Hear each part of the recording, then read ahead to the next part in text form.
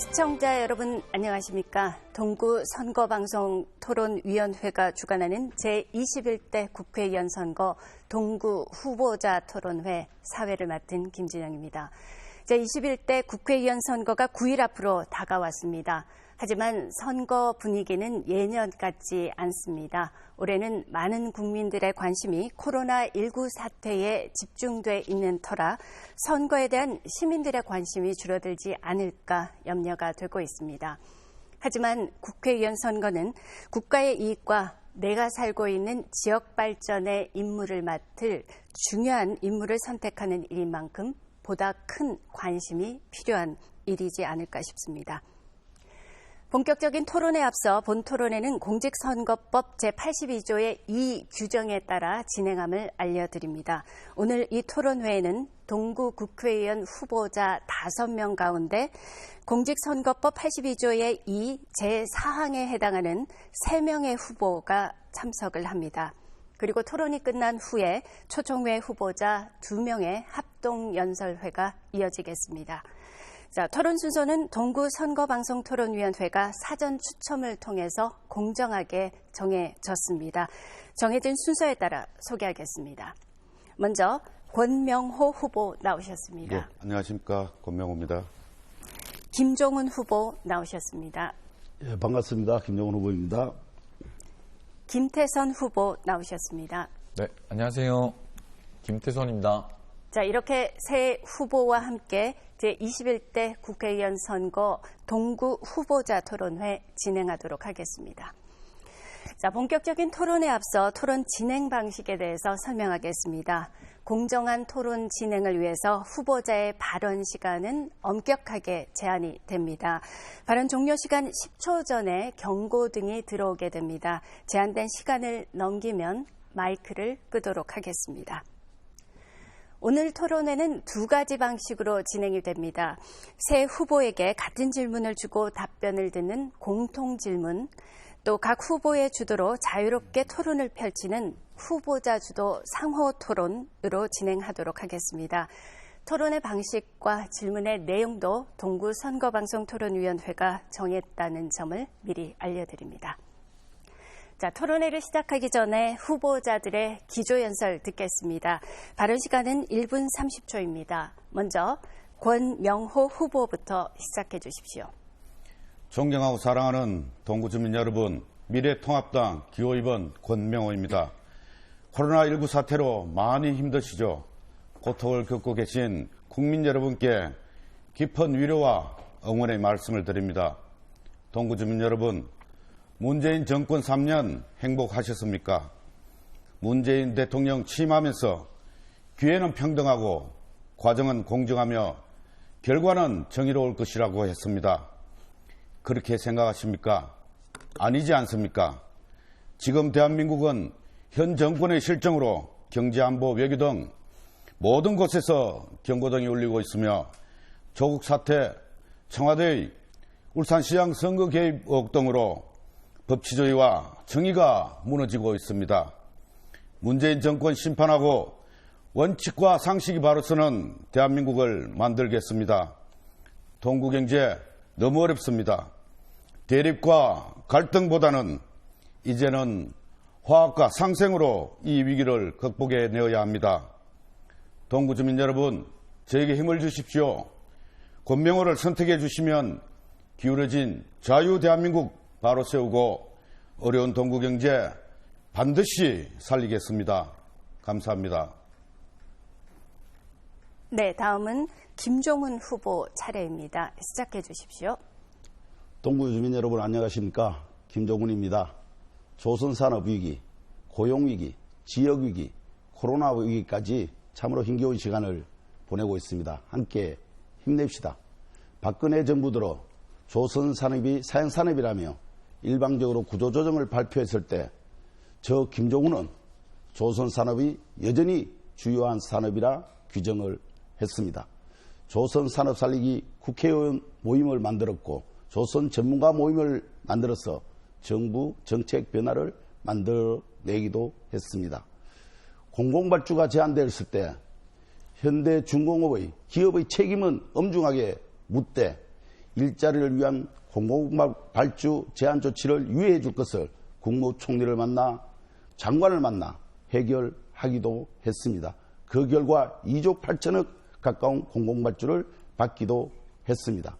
법인 분할, 본사 이전에 맞서서는 지역의 위기를 감안하고 노동자의 일자리를 감안해서 노동자 주민들과 함께 싸우기도 했습니다. 동구 주민 여러분, 이번 선거는 참으로 중요한 선거입니다. 낡은 정치를 심판하고 새로운 사회로 나가는 중요한 선거이기도 합니다. 낡은 정치 세력 미래통합당을 꺾을 후보 김종훈입니다. 김종훈에게 다시 한번 힘을 모아주십시오. 고맙습니다. 네, 다음은 김태선 후보 차례입니다. 기조연설 시작해 주십시오. 안녕하십니까. 울산 동구 더불어민주당 국회의원 후보 김태선입니다. 동구 주민 여러분, 얼마나 힘드십니까? 조선산업의 장기 불황에 코로나까지 덮쳤습니다. 지금 우리 동구는 코로나 전쟁에 경제 전쟁까지 치르고 있는 중입니다. 유세를 다녀보면 주민분들을 만나 뵙기가 정말 안쓰러울 지경입니다. 동구가 정말 힘듭니다. 불안과 구조조정으로 일자리가 없어졌습니다. 사람들은 동구를 떠나고 있습니다. 자영업자들도 문을 닫고 있습니다. 빈집은 늘어나고 집값은 떨어졌습니다. 속된 말로 동구엔 돈도 없고 사람도 없습니다. 여러분, 동구가 왜 이렇게 됐습니까? 조금만 견디면 되겠지 했던 시간이 벌써 몇 년째입니까? 그동안 동구를 발전시키겠다던 그 많던 정치인들 어디 있습니까? 어려운 동구를 살리겠다던 그 정치인들은 그동안 무엇을 했습니까? 동구의 몰락, 여기서 멈춰야 합니다. 동구의 부활, 지금부터 시작해야 합니다. 새로운 동구 시대, 문재인 정부와 저 김태선이 열겠습니다. 감사합니다. 자, 이제 본격적으로 토론회 시작하겠습니다. 먼저 새 후보께 제가 공통 질문을 드리겠습니다. 동일한 사안에 대해서 후보들이 어떤 생각과 입장을 가지고 있는지 비교해 볼 수 있는 시간입니다. 답변 시간은 1분 30초입니다. 자, 질문 드리겠습니다. 경기 침체의 설상가상으로 코로나19 사태까지 겹쳐서 울산 지역 경제 매우 힘든 상황입니다. 자, 이러한 경제 위기를 극복할 수 있는 구체적인 방안 무엇이라고 생각하는지 말씀을 해주시기 바랍니다. 자, 답변 시간은 1분 30초이고요. 순서에 따라서 김종훈 후보 먼저 대답해 주십시오. 예, 울산이 제조업 중심 도시여서 걱정이 사실 많이 되기도 합니다. 또 울산 동구로 보면 조선산업 중심 도시이기도 한데 한 5년간에 걸쳐서 3만 4천 명 일자리를 잃는 아픔을 겪게 됐고 여전히 그 위기 속에 있기도 합니다.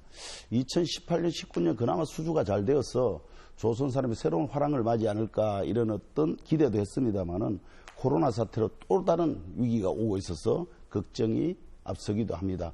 최근 또 수주 현황을 보면은 수주가 한 4% 정도에 그치고 있거든요. 이거는 이제 수주 목표 4% 정도면 굉장히 위기다 이렇게 볼 수밖에 없을 것 같고 또 러시아나 카타르 등에서는 LNG 선박이나 이런 것은 지금 발주가 되지 않고 미뤄지고 있는 상황이어서 또 다른 위기가 오지 않을까 이런 걱정이 돼요. 이럴 때마다 저는 이 해법을 어떻게 찾을 건가 대안을 만들어 온 사람이기도 합니다.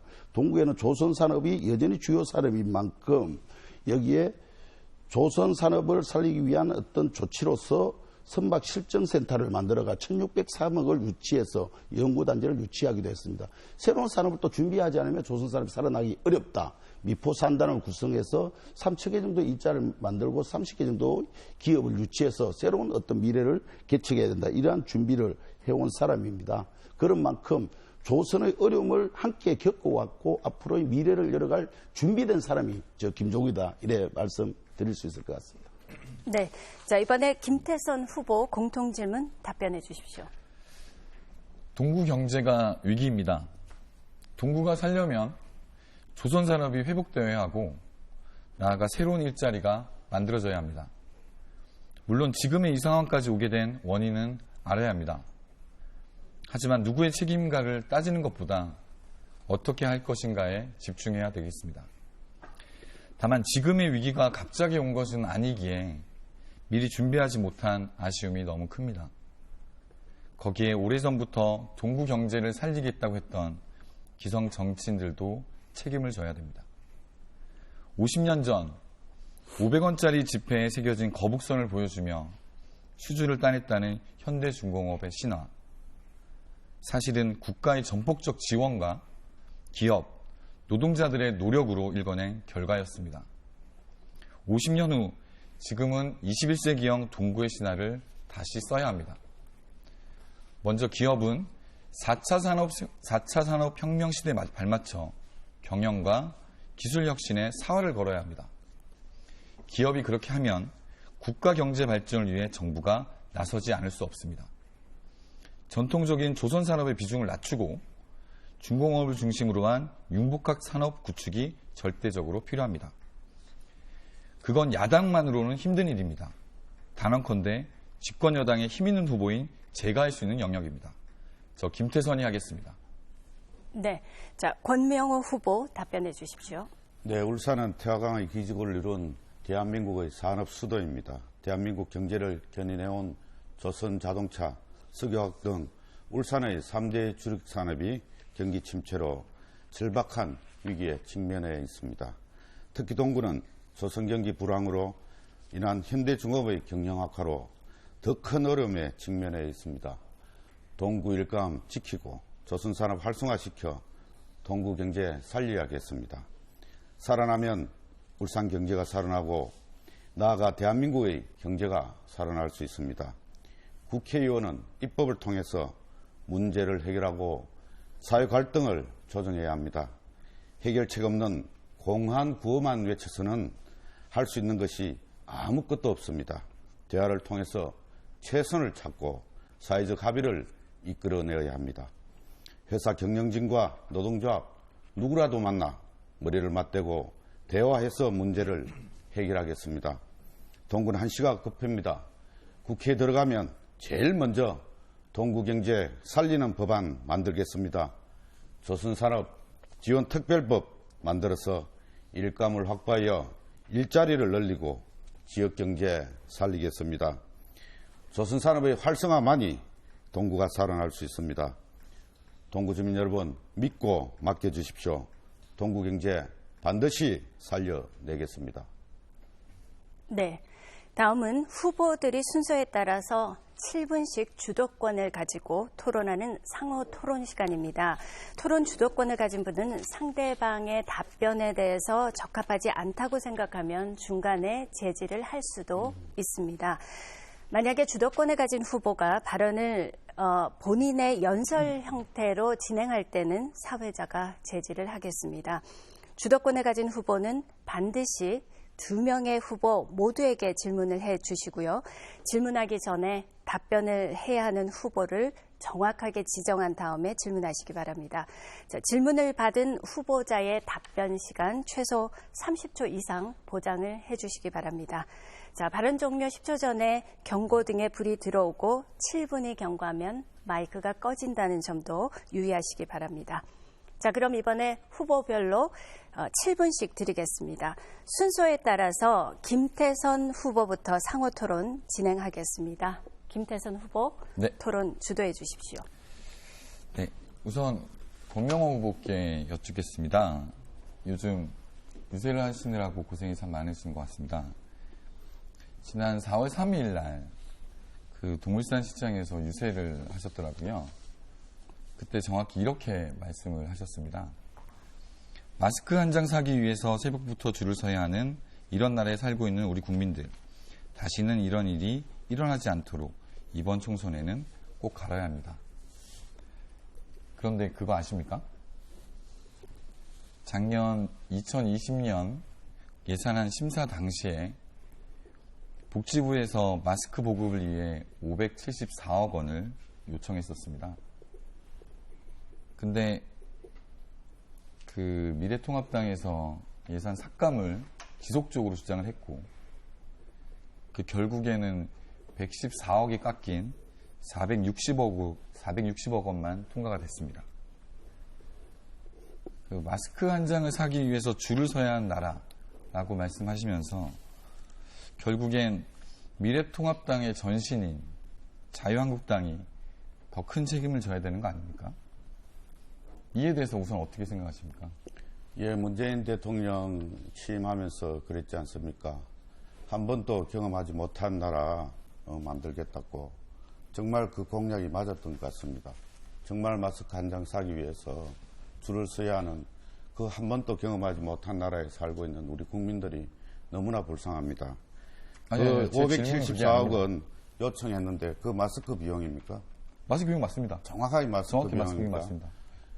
늘 이때까지 민주당 아까 후보가 늘 말씀하셨지 않습니까? 힘 있는 대통령, 힘 있는 집권 여당 힘으로 다 밀어붙이지 않습니까? 아니요. 제 공수처. 질문은 그게 아닙니다. 그러니까, 미래통합당이 왜 마스크 예산을 삭감했냐는 겁니다. 여태까지 하고자 했던 것들 전부 다 더불어민주당에서 밀어붙여서 다 이루지 아니요. 않습니까? 계속 질문하고 지금 다른 얘기를 하시는데 잠깐만요. 제가 주도권을 갖고 있어서 제가 말씀을 지금 답변을 드리는 겁니다. 제가 주도권을 갖고 그 있어서요. 예산이 정말 필요하고 했다 그러면 정확하게 저는 그 예산이 어떻게 편성이 되는지는 모르겠지만 그 과정이 어떤 건지만 모르겠지만 또 지금 정부에서 잠시만요. 하고자 하는 일이 다 해와놓고 이건 좀 제재를 해주신 거 아닙니까?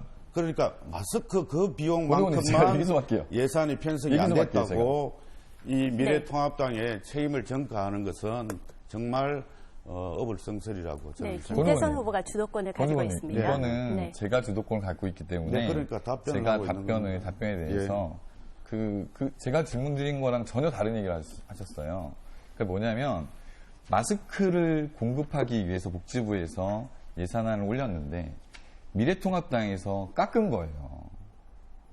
그거에 대해서 왜 깎았는지 그 이유와 그리고 지금 미래통합당에서 깎은 마스크 때문에 마스크 예산 때문에 이렇게 마스크가 공급이 잘 안 되고 있는데 이거에 대해서 미래통합당은 반성은커녕 오히려 마스크 부족이라고 마스크를 사기 위해 줄 서고 있는 거에 가슴 아프다는 게 어불성설이라는 겁니다.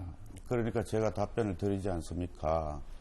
마스크 예산인지 안 예산인지는 제가 그 당시 국회의원이 아니었기 때문에 모르시는 정확한 건가요? 상황을 모르는 건데 알겠습니다. 그러면 그렇게 그거는 한번 찾아보시면 됩니다. 그러니까 필요한 사업들은 다 했지 않습니까? 아니 그거는 한번 찾아보시고 힘으로. 모르시면 찾아보시면 됩니다. 이거는. 하필이면 마스크 예산만 왜 통과를 못 시켰는지 그러니까 그거는 그걸 지금 와서 우리 미래통합당에만 그렇게 책임을 전가시키고 모든 걸 핑계를 대는지. 네, 핑계가 아니고 권 의원님 이거는 권 의원님이 지금 나가셔가지고 토론이 끝나시고 네이버 찾아보시면 나옵니다. 바로 나옵니다. 이거는 그렇게 정리하고요. 그리고 지금 이제 김종훈 후보께 한 개 질문을 드리겠습니다. 지난 20대 총선에서 죄송합니다. 무소속 진보 단일 후보로 50%가 넘는 득표율로 당선이 되셨습니다. 예. 당시 민주당 이수영 후보께서 보수 정당의 당선만을 막아야 된다. 박근혜 정권의 폭거만을 막아야 된다라고 해서 통 크게 양보를 해주셨고요. 예. 유권자들이 박근혜 정부의 폭거에 맞서 싸우고자 해서 동구 주민들이 무소속 김종훈 후보를 지지했습니다. 이건 인정하시죠? 예, 맞습니다. 네네. 예. 그런데 무소속으로 진보 진영의 많은 지지를 받으셔서 예. 당선이 되신 김종훈 의원님께서 북구 무소속 윤종호 의원님과 함께 민중당을 창당하셨습니다. 예. 울산 동구 주민들은 박근혜 정권의 폭거에 맞서 보수 정당만은 막아야 된다는 대의 명분에 따라서 예. 무소속 김종훈 후보를 지지를 한 건데 예. 민중당을 상당해서 많은 유권자들에게 실망을 좀 줬다는 부분은 인정하십니까? 실망을 주지는 않았고요. 무소속이어서 하기 힘든 일이 있어서 당을 창당해서 일들을 더 자라나기 위해서 창달했다 이렇게 보시면 될 것 같고 주민들과 약속 부분은 저는 다 지킨 걸로 이렇게 생각을 하고 있습니다. 특히 박근혜 정부의 실정에 맞서서 제일 먼저 나와라 최순실을 본회의장에서 박근혜 대통령이 시정연설을 왔을 때 든 사람이 저이기도 하거든요. 또 촛불이 처음으로 이렇게 열렸을 때 제일 먼저 청계천 광장에서 첫 연설을 저 김종훈과 이재명 도지사 또 노회찬 의원이 하기도 했는데 이래서 촛불혁명을 만들어가는 중요한 디딤돌 역할을 하기도 했지요. 그래서 그 이수영 그 당시에 민주당 후보라든가 이런 분들이 도와주신 어떤 그런 부분들에 대해서는 제가 함께 감사드리지만은 그 역할과 책임을 다 했느냐는 부분에 대해서는 오히려 민주주의 진전을 발전시키기 위해서 그 역할과 책임을 다 했다. 네. 분명히 이렇게 말씀드릴 수 있을 것 같습니다. 민중당이라고 하는 거는 동부 주민들의 선택이 아니었습니다. 엄밀히 얘기하면. 이거는 그 민중당이라는 선택은 윤종호 의원과 김종훈 의원이 선택하신 겁니다. 동부 주민들의 의견은 묻지 않으신 채. 더불어민주당도 늘 어쨌든 간에 당 이름을 바꾸기도 하고 변화하기도 하잖아요. 그러니까 자기 역할에 맞게 정치는 그렇게 하는 거지 않습니까? 동부 주민들이 박근혜 정부의 폭거에 맞서서 한 거지. 그렇죠. 폭거에 맞서 같이 하는 게 맞죠. 민중당으로 가라는 뜻은 아니었거든요. 네. 민주당 관계 아닌데. 예. 자, 김태선 후보 주도하는 상호토론 시간이 끝이 났습니다. 이번에는 권명호 후보 상호토론 순서입니다. 권 후보께서 토론을 주도해 주시기 바랍니다. 예. 김정은 후보님께 묻겠습니다. 방금 대답 중에 주민과의 약속을 다 지켰다고 하셨죠. 예. 그럼 그게 이제 우리 국회의원은 공약으로 연결이 되는데 그럼 공약을 다 지키신 겁니까? 공약을 뭐 충분히 다 지켰다 이러기보다는 하기 위한 어떤 최선의 노력을 다했다 이렇게. 그러니까 다 지켰다고 하시는 게 제가 듣고 이제 이런 질문을 드리는 거고. 말씀하십시오. 그럼 공약을 이제 주로 4년 전에 국회의원에 당선이 되면 구조조정 맡겠다. 그렇게 하셨는데 정말 작년에 울산이 많이 시끄러웠지 않습니까? 현대중공업이 본사 이전하고 또 법인 분할을 한다고 온 시민이 나서서 반대를 하고 또 우리 김종훈 후보께서도 정말 이런 이제 노동자들과 함께 많은 노력을 하셨는데 정말 기필코 막겠다고 하시는데 못 막았었죠. 그리고 또 이제 그것뿐만 아니라 이제 한국 매니페스토가 주관하는 이제 실천본부에서 항상 이제 국회의원이든지 단체장이든지 공약 이행률을 이렇게 발표를 합니다. 우리 김종훈 후보께서는 지금 현역도 의원이시니까 그 자료 제출 안 하셨죠? 그거 대체적으로 다 한 걸로 알고 있는데 매니페스토에서 발표한 걸 보면은 우리 울산에 6개 지역구의 국회의원들께서 다 하셨는데 그 자료 제출 안 한 걸로 되어 있습니다. 제가 보니까. 그건 제가 확인을 좀 해봐야 되는 거죠. 그러니까 그 공약 이행에 대해서 그렇게 또 자신이 없는 것이 아닌가. 제가 그 부분에 대해서 말씀을 좀 드릴까요? 저도 이제 아니요, 제가 주도하는 겁니다. 제가 주도하니까 거기에서 궁금해서 그렇고 김정은 후보님 혹시 헌법 40조는 다 아십니까? 그 뭐 헌법이니까 정확하게 외우지는 못하실 텐데 말씀하시죠. 이제 헌법 40조는 입법권은 국회에 속한다.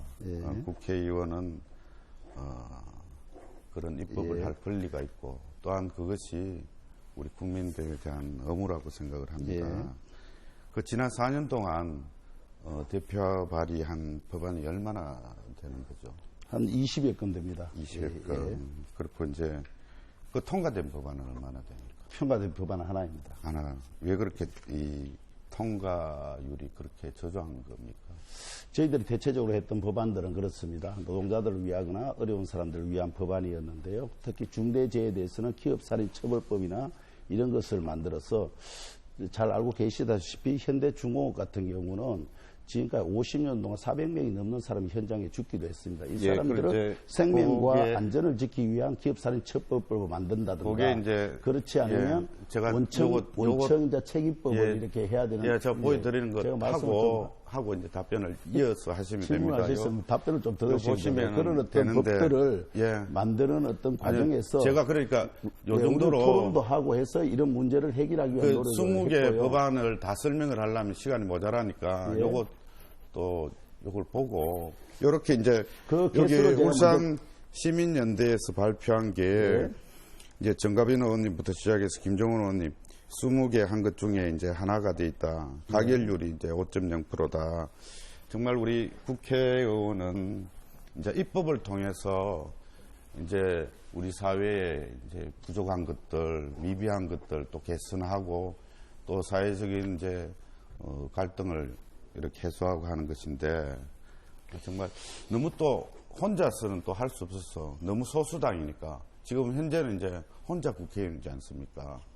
당의 근데 민중당에서 이제 시민연대에서 발표한 거 예. 말씀하셨는데 그중에 예. 대체적으로 말씀하신 거는 노동자들을 위한 어떤 보호법이라든가 청소년이나 법아래들이라든가 이런 것을 제대로 한 후보가 누구냐는 부분에 대해서는 김종훈 그렇죠. 의원이 이제 알고 계시죠. 예. 그 숫자적인 어떤 부분에 잠깐만요. 있어서 이제 자구 수정이라든가 문구 수정이라든가 예. 그 도사 설명을 수정이라든가 이런 부분에서 숫자가 늘어나는 것에 그러니까 이제 대해서는 그 설명을 뒤에는 다듣기는 시연도 하고 하셨으니까 잘 아실 거 아닙니까? 그러니까 그러니까 그런 부분에 제가 대해서 주도하는데 우리 숫자가 중요한 게 아니라 진행자님, 이 여기 법안들이 제가 누구를 이제 위해서 여기 김정은 어떻게 의원 만든 것이냐 답변은 요 정도에서 이것을 어쨌든 간에 중요하게 보시고 말씀하셔야 되는 그러니까 겁니다. 답변을 요 그러면 정도에서 숫자 이제 듣고, 노름에 대해서는 예, 원만치 않다는 그만해 걸 제가 주시고. 분명히 말씀드리고 싶고요. 그러니까 네, 이제 그 법안 주도권은 하나를 그만, 보시면 그만 좀 권 후보가 해주시고. 가지고 법안 있습니다. 하나를 보시면 노동자들을 위한 법안이나 우리 주민들을 위한 그러니까 법안이 이제 다 들어있다는 법안을 것을 제대로 확인하시고 법안도 말씀하셨으면 발의를 좋겠습니다. 적게 하고 예. 통과가 그러니까 적게 알고 되니까 말씀하시라고 제가 말씀드리는 그걸 거예요. 이런 이제 소중한 시간에 예, 예. 그렇게 변명하실 게 아니라 예, 예. 정당하게 또 예, 열심히 변명이 아니고 아시고 말씀하셔야 된다는 얘기를 제가 드리고 있는 거잖아요. 그 입법 활동을 4년 동안에 좀 불성실하게 했지 않느냐 하는 주민들이 그런 생각이 있어서 좀 물어보라고 저희들의 권유가 왔습니다. 어떤 주민이 그 물어보려 하던가요? 예, 많은 주민들께서 많은 그렇게 주민들 하고 하던가요? 예, 이제 말씀하십시오. 김태선 후보께 묻겠습니다. 예. 우리 그 김태선 후보는 청와대 행정관 출신이라고 하셨는데 네. 그 재직 기간이 얼마시죠? 정확하게. 제가 정확하게 재직 기간은 조금 한 번 왔다 갔다가 2번을 갔기 때문에 그래 한 번에 얼마씩입니까? 한 번은 제가 그 처음에 들어갔게 한 달 정도 하다가 다시 국회로 한 달 왔고요. 하고 네. 또 그리고 두 번째는요? 나서 그리고 나서 두 번째 2018년도에 10개월 하다가 10개월. 또 들어갔습니다. 네. 그러니까 총 1년 또 그렇죠. 네네. 못 되네 그죠? 네. 근무하신 시간이 담당 업무는 뭐였습니까? 제가 의전비서관실에서 대통령을 모셨고요. 2012년부터 비서관 그 대통령이 떨어졌을 때부터 2012년대부터 대통령을 쭉 모시고 아니, 청와대 2015년도 근무. 청와대 근무. 네. 담당 업무가 의전비서관실에서 청와대에서? 대통령님이 네. 또 청와대에서 청와대에서 의전비서관실에서 대통령님의 일정과 예. 그리고 대통령 같이 그 일정을 짜고 그리고 행사를 짜는 그리고 이제 울산에 지난번에 올 때도 대통령 오실 때 제가 모시고 2번이나 다 왔어요. 그러면 이제 그 뭐 힘 있다고 늘 이렇게 네네. 홍보를 하시던데 네. 청와대에만 근무하면은 다 그렇게 힘이 있는 건지. 집권 여당이기 때문에 힘이 있다는 거지. 집권 여당이. 청와대에 있어서 힘이 네. 있다는 얘기는 아니었습니다. 그 아까 집권 이제 여당이 힘이 있다는 얘기죠. 모두 네. 발언 중에 동구에 돈이 없고 사람이 떠나고 하는데 네. 왜 청와대에 예, 권명호 후보 발언 시간이 끝났습니다. 자, 다음은 김종훈 후보 차례입니다. 상호 토론 주도해 주시기 바랍니다. 예, 구매호 후보께 질문하겠습니다. 그 미래통합당은 자유한국당을 결성하고 있는 정당이 맞으시죠? 네. 그 통합을 네. 이야기하고 있기도 하지요. 네네네. 예, 그런데 국민들은 이제 박근혜 정부 시절 국정농단에 대해서 그대로 이것을 어떻게 생각하느냐 입장에 대해서 궁금해 하기도 합니다. 국정농단이 일어났을 때 참으로 이게 나라를 이렇게 운영해서 되는가 이런 걱정을 많이 했고요. 저는 국회 본회의장에서 나와라 최순실을 얘기하기도 했고 이 국정농단을 바로잡지 않고는 우리 사회가 우리 정치가 바로갈 수 없다는 것을 저는 확인하는 시간들을 갖기도 했습니다. 그래서 촛불을 들어서 국정농단이 물러가기도 하고 탄핵이 되기도 했는데요. 이 부분에 대해서 혹시 탄핵에 대해서는 찬성합니까? 반대하는 입장입니까? 탄핵은 예. 법원에서 그렇게 결정이 난 부분이고 예. 제 개인적으로는 굉장히 안타깝게 생각을 합니다.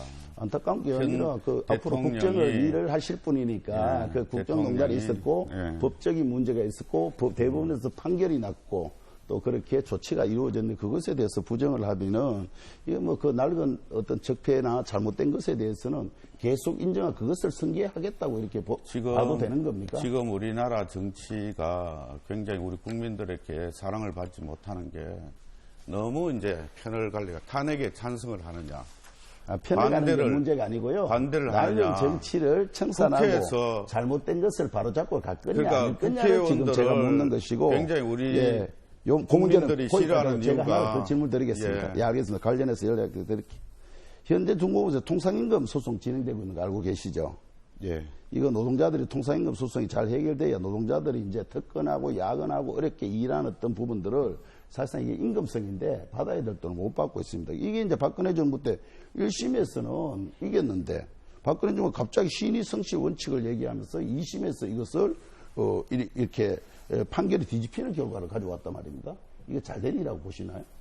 그 지금 우리 국회의원 후보자께서는 지난 과거만 자꾸 뒤집고 이거 잘 박근혜 모르시는구나. 정부 그러면 이야기하고 그 문제 과거를 묻는 게 아니라 요 사실관계를 확인하고자 하는 거고요. 잘하고 못하고 하는 거에 대해서도 알겠습니다. 현 국회의원은 짚어주고 그러니까 이게 또 잘한 지역을, 것들은 또 권하고 못한 것에 대해서는 이게 지역의 우리 지적도 노동자들의 해주시고 문제이기도 하고 많은 되지. 사람들의 사실은 늘 지난 감옥에 문제가 계신 걸려있기 때문에 박근혜 정부만 자꾸 그렇게 말씀하시지 예, 않냐고 그래서 생각합니다. 그 문제를 물어보는 것이고요. 마찬가지로 그 김태선 후보께 질문을 드리면 이 문제 사실 심각합니다. 사람들은 사실은 퇴직하고 그나마 통상임금 자기가 했던 일에 대해서 임금성을 좀 받아야 되지 않겠는가라는 저는 문재인 정부도 잘 해결될 줄 솔직히 알았어요. 그런데 여전히 이 문제가 해결되지 않고 있고 7년째 소송을 하고 있는 과정을 알고 계시죠? 네. 왜 문제가 해결되지 않다고 보십니까? 통상임금 문제는 예. 그 임금 체계에 이제 문제에 기반하는 거잖아요, 실제로. 임금 체계를 기본급의 문제를 어떻게 다룰 것인가. 그러니까 임금 체계 문제로 가야지 이 통상임금 자체를 어떻게 할 것인가 이 부분만 바라보면 답이 풀리기 어렵습니다. 임금 체계 자체가 문제된 거고 그렇다고 하면 사회적으로 임금 체계가 기본급을 낮게 책정하는 부분. 그러니까 그리고 임금 체계를 다시 한번 재편할 필요가 임금 체계의 문제도 있는 거지만은 사실은 그 자체가 다른 어떤 용도로 상여금이나 이렇게 준 거잖아요. 그렇죠. 그 부분에 대해서 그 임금성인만큼 돌려줘야 되는 게 맞다고 보는 게 있고 네, 이거는 정부가 어떤 입장을 가지는 따라서 판결이 달라지는 거잖아요. 아니요, 이건 사실은 다릅니다. 고용노동부에서 이 문제를 상당히 정리할 수 있는데 이것이 너무 오래 가는 거 아닌가라는 생각이 들어서 사실관계 다릅니다. 이런 어떤 문제에 대해서는 조금 더 어쨌든 간에 노동자의 어려움에 대해서 고민을 좀 하셔야 된다. 이렇게 말씀을 먼저 좀 드리고 싶고요. 아시잖아요. 사실관계가 다릅니다. 그럼 고용노동부. 제가 다른 문제를 또 한번 좀 질문을 좀 드려보겠습니다. 군명훈 후보께 질문을 한번 드려보겠습니다. 저 현수막을 붙은 거 보니까 예. 군산 목포에 일감을 뺏기지 않겠습니다. 뭐 이런 게 한 거 맞으시죠? 예. 예. 군산에 일감이 그 뺏긴다는 거 어디서 확인을 하셨나요? 김태선 후보에게 물어보려고 하는데 대답을 그렇게 해서 그런데 군산에 민주당 후보인 신영대 후보께서 자기가 국회의원이 되면 국회의원직을 걸고서라도 군산 조선소를 재가동하겠다고 그렇게 공약을 했습니다. 또 지금 이낙연 저 총리께서도 그게 힘을 보태준다고 그렇게 하셨는데 알겠습니다. 결국은 예. 우리 동구의 일감을 뺏어가겠다는 겁니다. 나중에 그 김태선 후보 제가 한번 물을 테니까 그래서 답변을 이게 해주시기 바랍니다.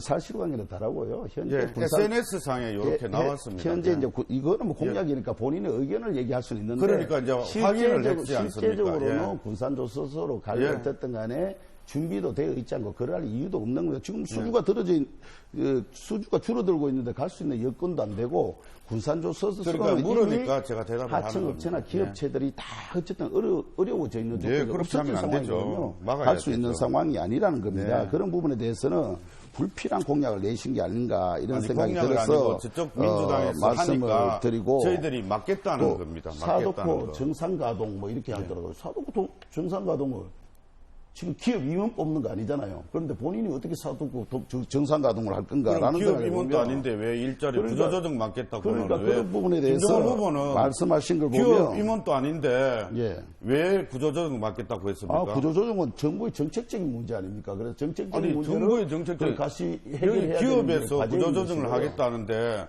물론 김정은은 막겠다는 걸 제가 그 나무라는 거 저도 그래서, 막겠다고 예, 예. 나섰습니다. 예. 그걸 다 막아야 됩니다. 예, 잘 알겠습니다. 예. 그래서 이런 그게 부분에 대해서는 제 또 좀 목표이기도 지나치게 합니다. 말씀하고 계시다 이렇게 보고요. 그리고 조선산업위기는 박근혜 정부가 만들었다. 이거는 기정사실 아닙니까? 늘 박근혜 정부 탓을 합니까? 2014년 조선해양사 박근혜 정부가 잘못했으면 현 정부가 어려워진 더 잘해야 되는 것 아닙니까? 제가 좀 더 물을게요. 예. 볼류오션이라고 2014년도에 해양 플랜트 사업을 권장했거든요. 그러다 보면 한꺼번에 사람들이 많이 늘어나게 됐어요. 그러다가 이제 2016년 조선산업이 위기에 처하자 박근혜 정부가 맥킨지 보고서에 의해서 그러면 34% 정도로 구조조정을 해도 좋다. 이렇게 발표를 했단 말입니다. 이거는 아니, 조선산업의 본인들의 정책을 미래를 설계하고자 지금 국회의원 후보가 정관 사례다. 이렇게 네, 보시는 게 지금 맞을 것 같습니다. 예. 시종 일관 여기까지 하겠습니다. 알겠습니다. 예. 첫 번째 상호 토론 시간이 끝이 났습니다. 이번에는 새 후보께 두 번째 공통 질문 드리겠습니다. 답변 시간은 앞에 공통 질문과 동일하게 1분 30초 드립니다. 자, 질문을 드리겠습니다. 울산 태화강이 제2호 국가정원으로 지정됐습니다. 이에 관광 수요가 늘어날 것으로 기대가 되는 상황인데요. 자, 바다와 인접한 천혜의 자연 환경을 가지고 있는 동구, 관광의 현주소, 그리고 본인이 생각하는 관광 활성화 방안을 말씀해 주시기 바랍니다. 순서에 따라서 이번에는 권명호 후보 먼저 답변해 주십시오. 예, 우리 울산 동구는 대왕항공원, 일산해수욕장, 방어진항, 그리고 주전 몽돌해변 등 천혜의 자연 환경을 가지고 있는 해양 관광의 중심지가 될 수 있습니다. 그리고 지금 동구에는 또 새로운 성장 동력이 필요한 때입니다. 제가 동구청장 재직 시절 설도 소리체험관, 어린이 테마파크, 오토 캠핑장, 또 대학교 교체, 방어진항 이용화 고도 사업 등 관광 인프라를 구축하기 위해 많은 노력을 했습니다. 그러나 충분한 상업 인프라와 숙박시설이 없어서 많은 관광객들이 그냥 스쳐 지나가고 있습니다. 대왕공원 일대에 리조트를 포함한 힐링 테마파크를 조성하여 경주, 양산, 부산 등 외주로 유출되는 관광객들을 머무르게 하여 해양관광의 중심지로 만들고 일자리 늘려 지역 경제를 살리겠습니다. 또한 자연 녹지 지역인 일산 유원지를 현실에 맞게 또 용도 변경하는 방안도 검토하여 다양한 영업시설을 유치하고 남녀노소 모두가 즐길 수 있는 그러한 장소로 만들겠습니다. 세계 최고의 조선소 현대중공업은 동구가 가진 또 다른 자산입니다. 산업관광으로 충분히 활용할 수가 있습니다. 현대중공업과 해양관광을 연계한 조선해양관광동구를 만들겠습니다. 네, 이번에 김종훈 후보 답변해 주십시오. 예, 동구가 천혜 자연 조건을 가지고 있다 보니까 제2의 성장 동력으로 이제 관광을 많이 얘기도 하는데 여기에는 맹점이 있습니다. 종합적인 계획이 아직 구체적으로 잘 서 있지 않고 예산 투자 계획도 잘 나와 있지 않는 데서 문제가 있다고 보고요. 저는 이런 문제를 해결하기 위해서 동구 주민들뿐만 모시고 이제 전문 종합 토론을 한번 한 적도 있는데 거기서 나온 의견들을 좀 말씀드리면 일산지는 업종 변경이라든가 이런 제도적 장치가 마련되지 않으면 발전 전망이 없다는 것을 이것부터 해결해야 된다라는 것이고 교육연수원 같은 경우는 제가 있을 때 이미 매입을 해둔 상태에 있습니다. 이거는 유니스 등과 협업을 해서 과학체험관 등을 만들어서 많은 사람들이 머물고 함께 찾아올 수 있는 곳으로 만들어야 된다는 것이고요. 또 동구는 항일의 역사가 있는 곳입니다. 항일 역사 기능관을 만들어서 이것을 해결해야 되지 않느냐라는 것이고 성급마을 같은 경우는 마을 사람들이 공존을 같이 하면서 숙박시설이 들어설 수 있도록 그 전망이 너무 좋은 곳이거든요. 그렇게 가야 되지 않느냐 이런 의견들을 주셨습니다. 방어시장은 지금 조금 적은 거죠. 그런 통영의시장처럼 활성화될 수 있도록 만드는 게 맞다. 설도 수협을 보면 야경이 너무 멋있어요. 여기는 야시장 등을 만들어서 이 종합적인 계획 속에서 제도적 장치를 만들고 투자 계획을 내와야 울산이 동구가 그야말로 관광도시를 발전할 수 있다. 그 계획을 가지고 추진해 나갈 수 있도록 그렇게 하겠습니다. 네, 이번에 김태선 후보 공통질문 답변해 주십시오. 혹시 동구의 3대 보물이라고 들어보셨습니까? 방어진항, 실도, 일산으로 이어지는 바닷가, 그리고 연포산, 그리고 현대중공업. 동구의 자연경관은 이미 그 자체로도 가치가 매우 높습니다. 앞으로 개발 여지도 충분하고요. 특히나 현대중공업은 산업시설이기도 하지만 생각을 잠깐 바꾸면 산업경관 자원으로도 활용도가 매우 높습니다. 뿐만 아니라 역사, 문화, 산업, 노동, 지역의 고유성과 정체성이 어우러진 콘텐츠로서의 가치도 매우 풍부합니다. 문제는 인프라입니다. 관광 동구를 위해서는 무엇보다 체류형 관광이 필요합니다. 대규모 숙박시설 유치가 절실한 이유입니다. 또 동구의 교통 인프라 역시 확충해야 합니다. 내년에 태화강역에서 바로 서울로 갈 수 있는, 3시간 내로 갈 수 있는 서울로 3시간 내로 갈 수 있게 됩니다. 태화강역과 동구를 잇는 대중교통망이 더 필요한 이유입니다. 이 역시 정부의 예산 지원이 반드시 필요합니다. 힘있는 집권여당의 후보, 저 김태선이 꼭 가능하게 하겠습니다. 네, 두 번째 공통질문이 끝이 났습니다. 다음은 두 번째로 진행하는 상호 토론 시간입니다. 순서에 따라서 7분 동안 각 후보가 자유롭게 토론을 주도하시면 됩니다. 반드시 2명 후보 모두에게 질문을 해야 하고요. 질문할 때는 답변할 후보를 정확하게 지정을 해 주시기 바랍니다. 다시 한번 말씀드리자면 토론을 주도하시면 됩니다. 하지만 질문을 하시고 난 뒤에 상대 후보가 원할 경우에는 최소한 30초 이상 답변할 수 있는 시간을 좀 보장해 주시기 바랍니다. 만약에 주도권을 가진 후보가 토론의 형태를 벗어난 연설 형태로 진행하거나 또 질문이 너무나 길 경우 또 규칙과 어긋난 형태로 토론을 진행할 때는 사회자가 제지를 하겠습니다. 자, 마찬가지로 10초 전에 경고등에 불이 들어오고 7분이 경과하면 마이크가 꺼지게 되게 됩니다. 자, 각 후보별로 7분씩 드립니다. 토론 순서에 따라서 이번에 김종훈 후보부터 상호 토론 진행해 주십시오.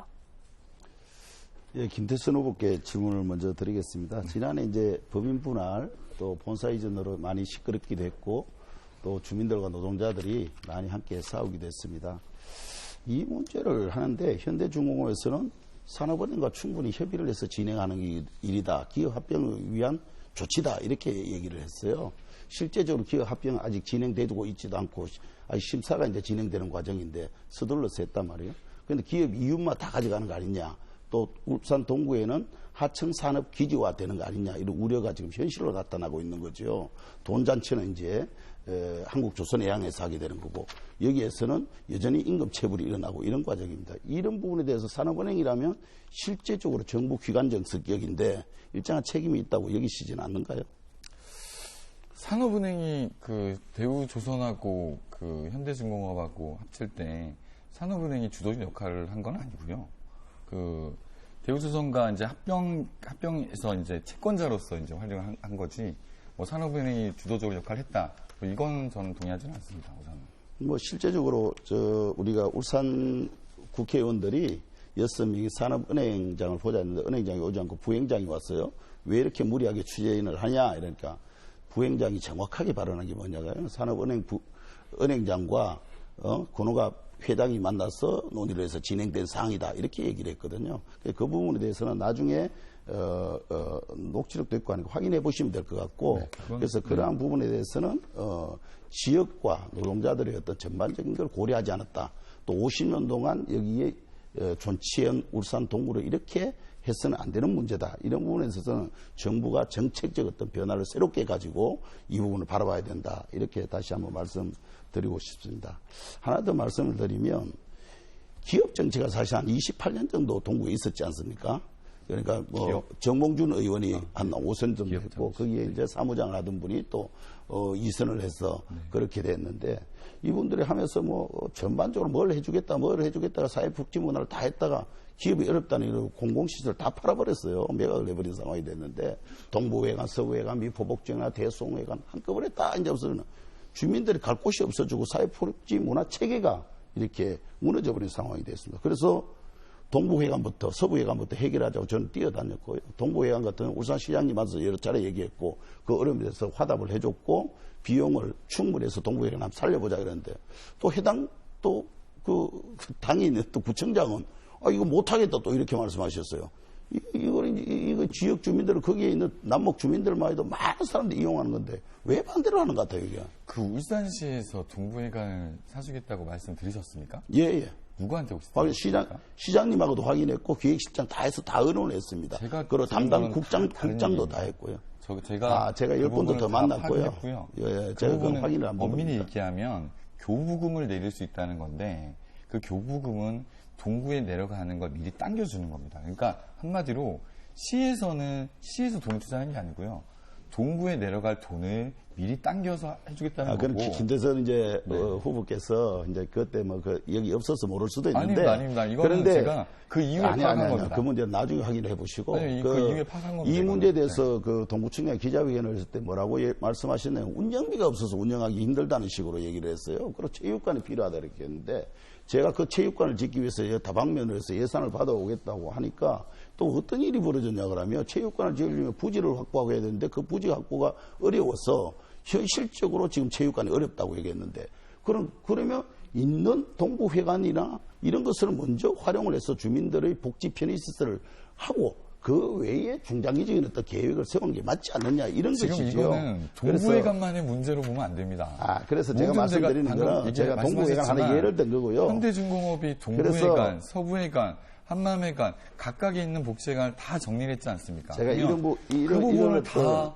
동구청에서 안고 할 수는 없어요. 예, 그러니까 이런 부분에 대해서 공공이 어쨌든 간에 사회복지문화를 책임져야 되는 거 아닙니까? 그 누가 책임질까? 그러니까 기업이 하지 못하는 시설을 공공이 이용해야 되는 거죠. 현대중공업의 문제입니다. 뭐냐면 현대중공업이 동구의 문화를 책임졌다고 하지만 실제로 다 빼고 매각시키지 않았습니다. 그러니까요. 현대중공업이 그동안에 어쨌든 간에 현대중공업을 맞춰야지. 기업의 문화가 문제였고 지금은 이제 그 공공을 책임지자는데 함께 머리를 맞대야 된다 말씀을 제가 드리고 싶은 거예요. 그러니까 고려됐습니다. 그러면. 우리 구명 후보님께도 하나를 질문을 드려야 돼서 요즘 N번방과 관련해서 요즘 언론에 많이 나오고 시끄럽지 않습니까? 그런데 황교안 대표하고는 잘 알고 계시기도 하고 존경도 합니까? 당대표니까 그러시겠죠. 황교안 대표하고는 그냥 당대표고 저는 당원이고 또 그렇습니다. 그래서 황교안 대표가 이 문제에 대한 인식이 좀 어떨까라는 부분에 대해서 한번 들여다보니까 단순한 호기심으로 들여다볼 수 있는 것 아니냐라고 얘기했는데 그 의견에 대해서는 좀 어떻게 생각하십니까? 직접 황교안 대표에게 물어보시죠. 그래요? 예.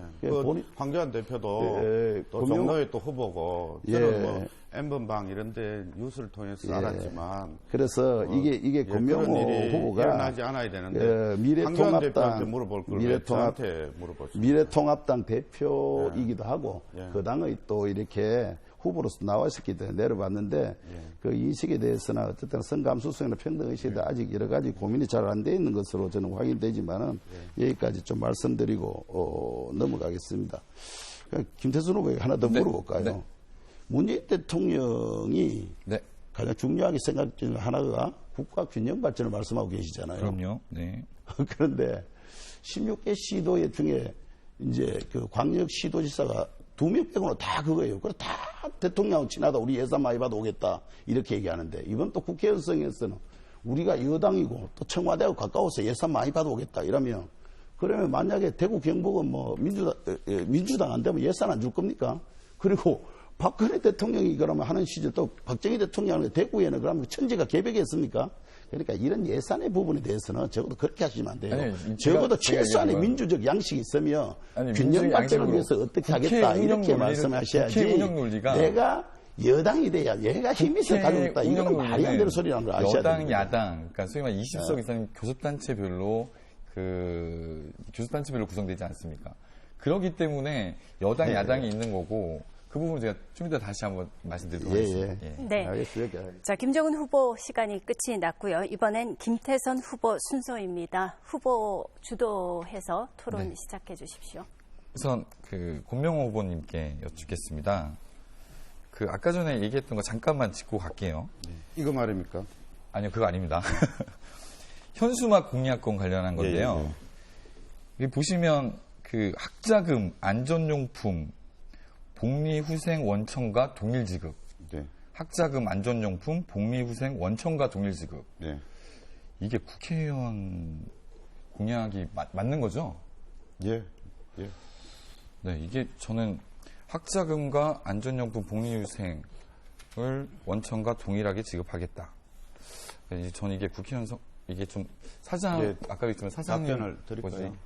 아닙니다. 저는 물었으니까. 그건 아니 그래서 예, 그걸 물었으면 국회의원 답변을 드려야죠. 국회의원 우리 답변이 협력사 그건 물은 직원들께서 굉장히 임금이나 뭐든 복리후생 복지에 아니요, 굉장히 직영하고 저는- 차이가 많습니다. 저는 그 격차를 후보님, 해소시켜 주는 권 후보님, 것도 권 정치인들의 후보님, 역할이라 저는 생각해요. 이게 국회의원의 공약이었냐고 물어본 겁니다. 맞으면 된 겁니다. 예. 네네네. 그렇게 해야 됩니다. 그리고 이번 지금 고명 후보님께 좀 물을게요. 여쭙겠습니다. 그 동구 지역에 떠돌고 있는 이야기 몇 가지 좀 들려드리겠습니다. 4.15 총선은 기독교가 사느냐, 죽느냐의 선택이다. 자유민주주의냐, 공산주의냐의 선택이다. 간첩 용공 세력을 추방하냐, 못하냐의 선택이다. 공산 독재로 가느냐, 막느냐의 선택이다. 국민이 개돼지로 되느냐, 벗어나냐의 선택이다. 이 말들이 보수 지지자들 사이에 떠돌고 있는데 동의하십니까, 혹시? 그걸 동의하라 안 하가 그게 이제 여러 가지를 물었으니까 그 중에 동의하는 부분도 있고 안 하는 부분도 있겠지만 그럼 안 하는 부분은 어떤 겁니까? 그거는 뭐 여기서 네. 뭐 제가 꼭 김태선 후보에게 말할 의무가 있는 것은 아니고 네네. 뭐 아니, 그거 이제 여쭤보 개인 질문한 거죠, 우리 그냥. 자유 대한민국에서 개인의 생각대로 의사대로 선거 때 자기 의사를 표출하는 것도 자유이고 또 동의하고 안 하는 것도 자유인데 그걸 굳이 제가 여기서 그러니까 김태선 이거는 후보에게 그 그렇게 정치인의 해야 될- 신념 문제이기 때문에 제가 말씀드린 거고요. 신념이라도 네네. 발표를 해야 될 게 있고 네. 또 안 해도 되는 아니요, 그런 것도 제가 이걸 있습니다. 말씀드릴게요. 이게 왜 했냐면, 이거는 그, 고명 후보님 동구청장 재직시설에 비서실장 하셨던 맹모 씨라는 분 잘 아시죠? 지금도 캠프에 있는 걸 알고 있는데, 이분이 바로 4월 4일에 SNS에 올린 글이에요, 이게. 이거를 올리셨습니다. 그거는 이제 그분은 뭐 이번 제가 선거, 모르고 지금 캠프에 계신 걸로 알고 있는데, 이번 선거를 그렇게 생각하신다는 것 같아요. 그래가지고, 그 이제 뭐 요즘은 지금 한번 그 SNS 그 여쭤본 거고요. 뭐 굉장히 이 스펙트럼이 다양하지 않습니까? 그 뭐 보수니 진보니 또 이런 뭐 우익이니 좌익이니 하는 이런 우리 대한민국에 굉장히 다양성이 있는데 네, 알겠습니다. 저는 그중 한 분이 측근의 언행 가지고 하면은 이렇게 많은 얘기를 또 하고 싶지 하나르기 않았어요. 하고 또 그냥 뭐 그렇게. 저는 이 부분에 대해서 후보님의 의견을 좀 듣고 싶었습니다. 왜냐하면 이게 실제로 보수주의자들 사이에서 많이 떠도는 얘기를 캠프에서 계신 분이 올렸길래 그러니까 뭐 지금 후보님의 생각이 어떤지 한번 여쭤보고 싶었던 같은 거고요. 경우도 뭐 동의하시는 게 있건 우리- 동의하지 않는 부분이 있다는 거로 충분히 아니요 그런 게 그가 아니고 가름이 되는 것 유튜브 같은 같습니다. 경우도 굉장히 좀 보수 중에서도 더 좀 정도가 심한 분들도 계시고 좀 네, 중도도 알겠습니다. 계시는데 네, 그러한 제가 것들을 일일이 김종훈 의원께 질문을 좀 예. 해야 돼서요. 네. 네. 죄송하고 감사드립니다. 그 김종훈 의원께 아까 전에 잠깐 얘기 나왔던 건데 그 서부회관을 공약실 보시면 서부종합복지관을 신규로 들어설 아파트 단지에다가 짓겠다라고 했는데 제가 이거 신영건설 만났거든요. 자이기 때문에 설계도까지 봤거든요. 완전히 불가능한 겁니다.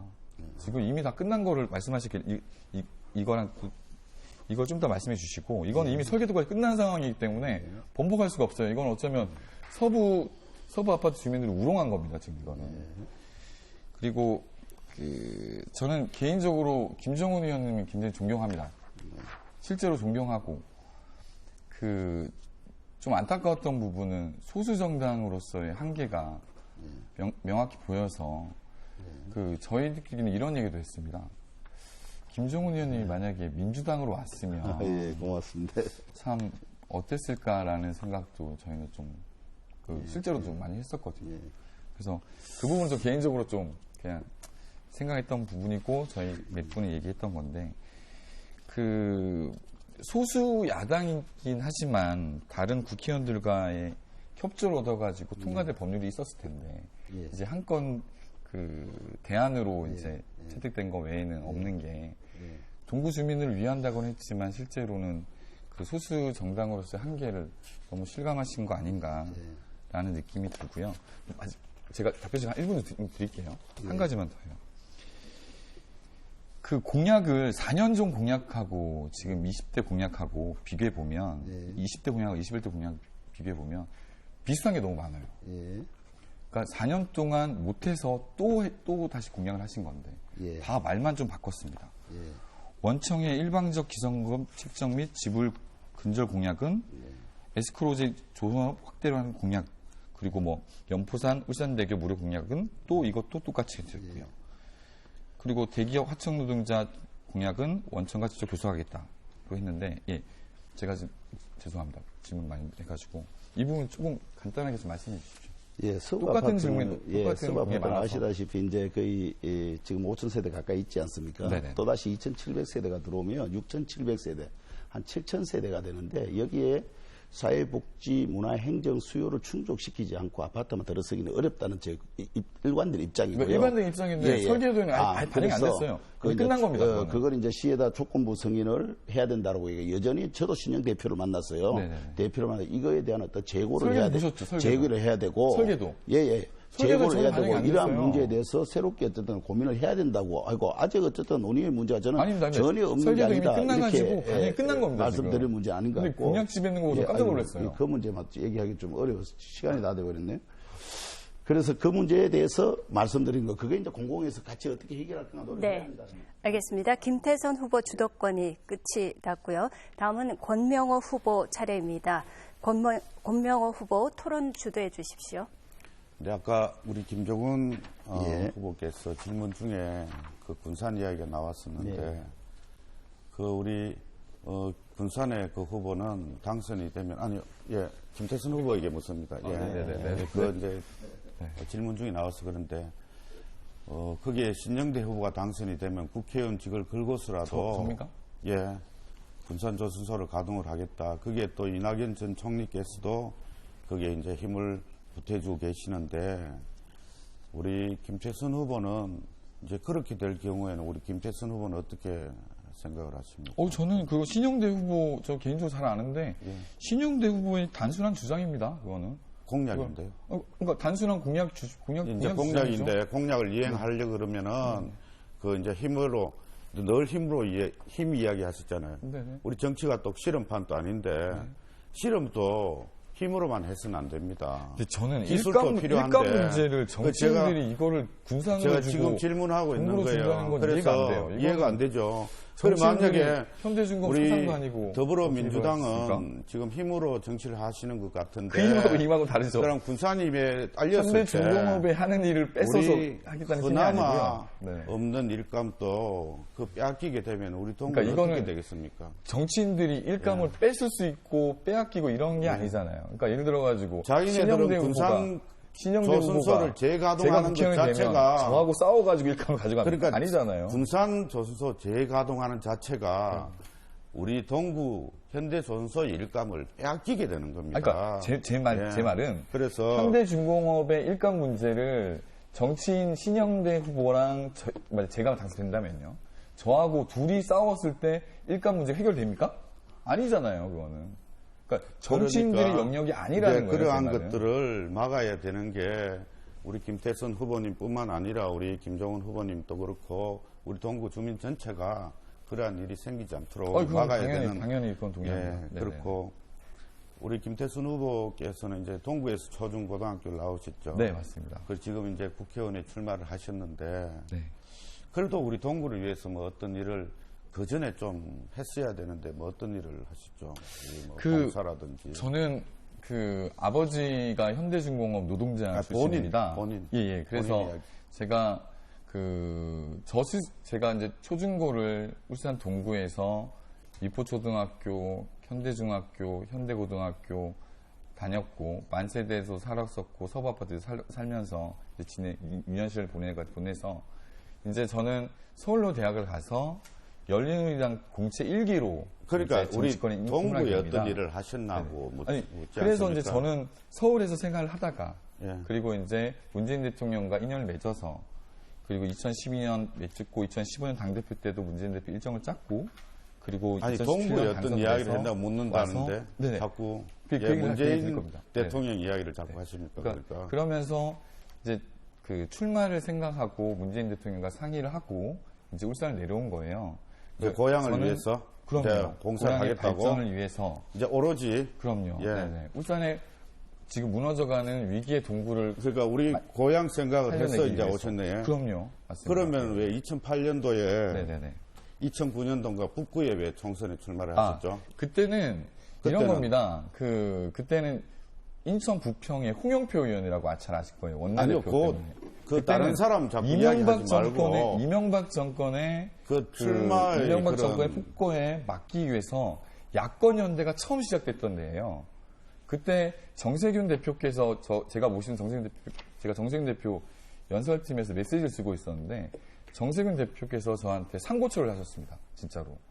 울산이 당신의 고향이니 본인의 의지를 결심을 위해서, 말씀을 좀 해달라고 그러는데 야권 연대를 위해서 자꾸 남의 희생을 그런 좀 하는 거 어떠냐. 희생을 그런 북구를 위해서 그러면 저는 당을 위해서 이명박 정권의 폭포에 항의하기 위해서 울산 북구에 야권 연대를 그 정도로 위해서 출마하게 됐었죠. 됐습니다. 그 대충 알겠고요.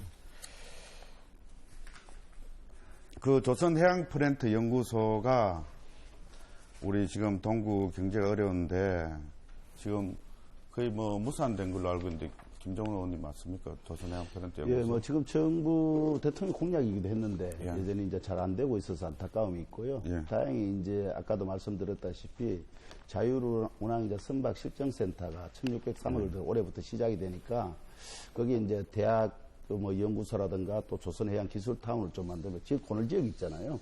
그게 시작되니까 새로운 어떤 또 조선산업 미래 전략 기지로 또 성장할 수 있는 토대가 되지 않을까 그렇죠. 이제 생각합니다. 그게 김태선 의원 저 후보께 묻고 싶은 게 조선해양프렌트 연구소도 사실은 대통령 1호 공약 아닙니까? 울산에 대한.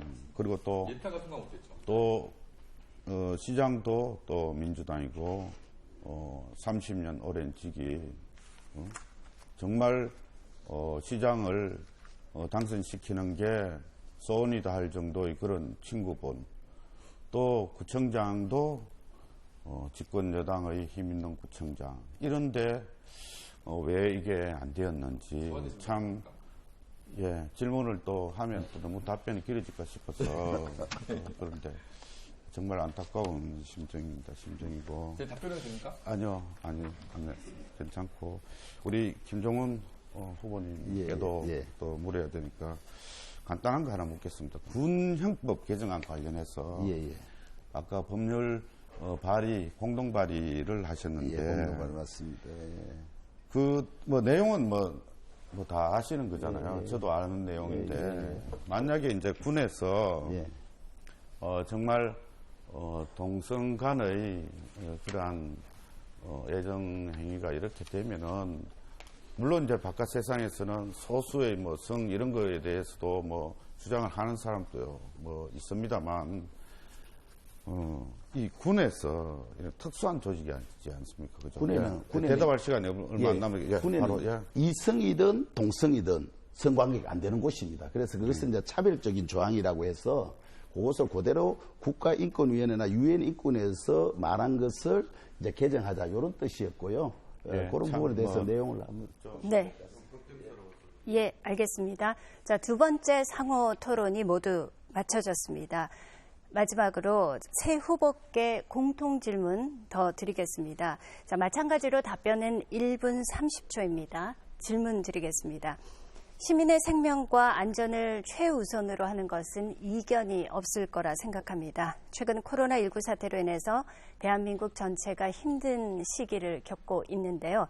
앞으로 발생할 수 있는 자연재해, 질병 등 국가적 재난의 예방 또 관리를 위해서 국회의원으로서 어떤 일을 하실지 말씀을 해주시면 되겠습니다. 순서에 따라서 김태선 후보가 먼저 답변을 해주십시오. 네. 코로나 사태는 사상 초유의 재난입니다. 이미 사스, 신종플루, 메르스 사태도 있었듯이 질병은 이미 전 세계가 직면한 현실적 문제임을 인식해야 합니다. 현재 우리나라의 질병관리본부는 이번 코로나 대응에 있어 전 세계적으로 호평을 받고 있습니다. 이 질병관리본부는 2003년 사스 이후 노무현 대통령께서 온갖 반대를 무릅쓰고 설립한 것입니다. 이번 총선에서 우리 더불어민주당은 질병관리본부를 청으로 승격해서 질병으로부터 국민을 안전하게 보호하겠다는 약속을 드렸습니다. 이번 코로나 사태의 교훈은 국민의 안전보다 더 우선하는 가치는 없다는 것입니다. 재난 앞에서 심지어 경제까지도 속수무책으로 무너지고 말았습니다. 경제 논리 이전의 안전이 최고로 중요합니다. 특히 정부의 역할이 정말 중요합니다. 대한민국 정부의 코로나 대처는 전 세계적인 모범이 되었습니다. 바로 국민의힘, 정부의 노력이 어우러진 결과라고 봅니다. 미래통합당은 바이러스보다 무서운 가짜뉴스와 발목 잡기로 정부를 깎아내리고 국론을 분열시키기에 급급합니다. 국회의원으로서 저는 가장 우선적인 가치는 국민의 안전과 행복임을 잊지 않겠습니다. 네. 자, 다음은 권명호 후보 공통 질문 답변해 주십시오. 네, 코로나19 사태로 고통 시기를 보내고 있는 국민 여러분들을 생각하면 정말 가슴이 아픕니다. 빠른 시일 내에 일상으로 돌아갈 수 있기를 간절히 바랍니다. 미래통합당에서는 4인 가구당 100만 원씩을 모든 국민에게 지급하고 직접적인 피해를 입고 있는 소상공인 자영업자들에게는 1,000만 원까지 지급하도록 계획하고 있습니다. 국가적 재난은 미리 예고하고 찾아오지 않습니다. 그동안 축적된 경험과 지식으로 철저하게 대비해야 합니다. 재난에 대비한 교육 시스템부터 탄탄하게 구축시키고 모든 국민의 안전교육을 받을 수 있도록 유치원에서부터 교육 과정에 포함시키도록 해야 합니다. 재난이 발생했을 때 무엇보다도 중요한 것은 적극적이고 일사불란한 현장 중심의 대응 시스템 구축입니다. 이를 위해서는 책임자의 직급을 높여야 한다고 생각합니다. 예를 들면 차관급인 질병관리본부를 장관급인 질병관리청으로 승격하고 질병관리처장은 의사 등 전문가에게 맡겨야 합니다. 또한 재난 처리 기능을 대응기관별로 효율적으로 분리하고 지휘체계를 현장 중심으로 단순화해야 합니다.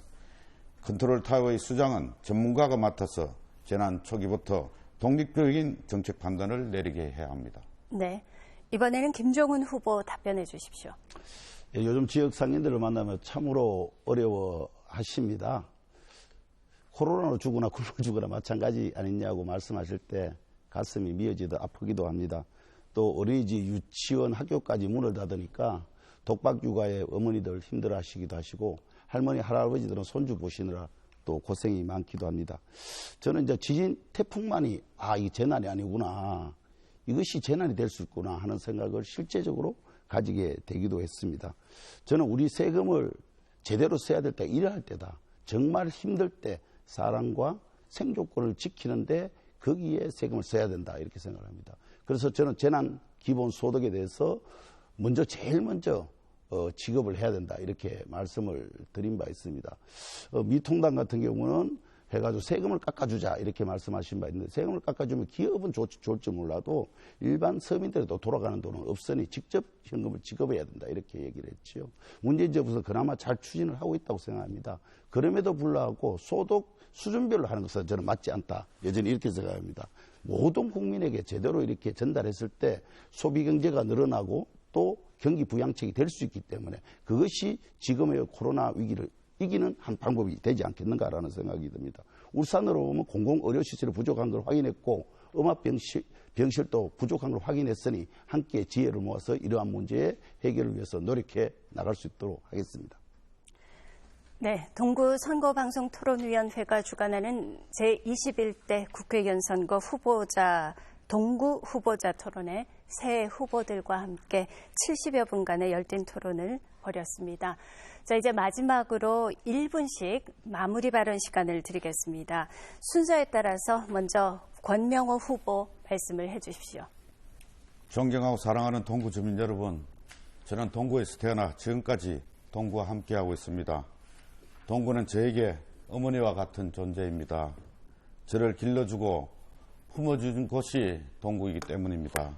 그런 동구가 지금 너무 어렵습니다. 힘들 때일수록 함께 지혜를 모으고 해결책을 찾아야 합니다. 이제 대립과 갈등보다는 화합과 상생으로 우리 모두 힘을 모아 동구를 일으켜 세워야 합니다.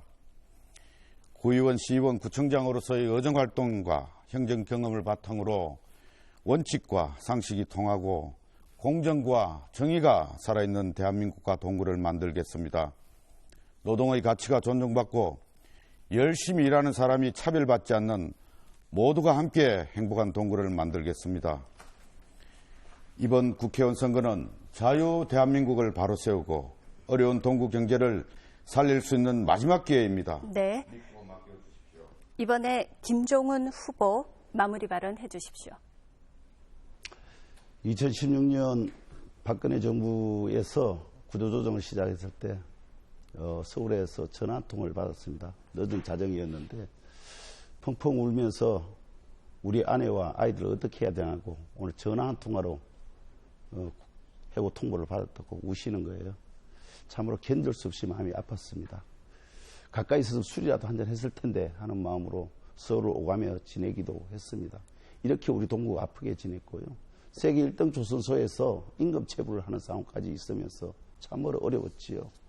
기업주들은 900억이 넘는 돈잔치를 하는데 여전히 임금 하락을 요구하고 임금 삭감을 요구하고 이런 게 정상적인 나라인가 이렇게 묻고 있습니다. 도대체 노동자 없는 기업이 있을 수 있는가? 백성 없는 나라가 있을 수 있는가? 이렇게 묻고 있는 거죠. 이 위기에서 지역까지 어려워졌습니다. 저는 이 고난을 어려움을 거쳐온 사람입니다. 김종훈 더욱더 이 문제 해결을 잘할 수 있도록 하겠습니다. 함께해 주십시오. 네, 김태선 후보 말씀해 주십시오. 동구 주민 여러분, 이번 선거는 우리 동구가 과거에 머물 것이냐, 미래로 나갈 것이냐를 결정하는 중요한 선거입니다. 지금까지 동구의 국회의원들, 동구의 자랑이 현대중공업에 사주도 시켜봤고 그의 대리인격인 보수정당도 시켜봤고 서민과 노동자를 대변한다는 소수야당도 시켜봤습니다. 하지만 바뀐 건 없고 현실은 더 팍팍해서만 가고 있습니다. 그러니 이번에는 여러분들이 제대로 선택해 주셔야 합니다. 동구를 살리는 힘, 그것은 곧 집권여당의 힘입니다. 문재인 정부의 국정 철학과 정책을 가장 잘 이해하는 사람이 필요합니다. 중앙정부와 울산과 동구를 강력하게 연결하고 필요한 곳에 필요한 예산을 받아올 그런 국회의원이 필요합니다. 위기의 동구, 집권여당의 젊은 실력파 김태선이 살려내겠습니다. 네, 제21대 국회의원 선거가 다음 주로 다가왔습니다. 앞으로 남은 기간 동안 후보들은 정책을 담은 공약으로 공정한 경쟁을, 그리고 유권자들은 현명한 선택을 위한 준비에 힘을 써주시길 바랍니다. 자, 이어서 제21대 국회의원 선거 동구 후보자 토론회, 초청외 후보들의 합동연설회가 이어집니다. 자, 이것으로 동구 선거방송 토론위원회가 주관한 제21대 국회의원 선거 동구 후보자 토론회를 모두 마치겠습니다. 시청해주신 여러분 대단히 감사합니다.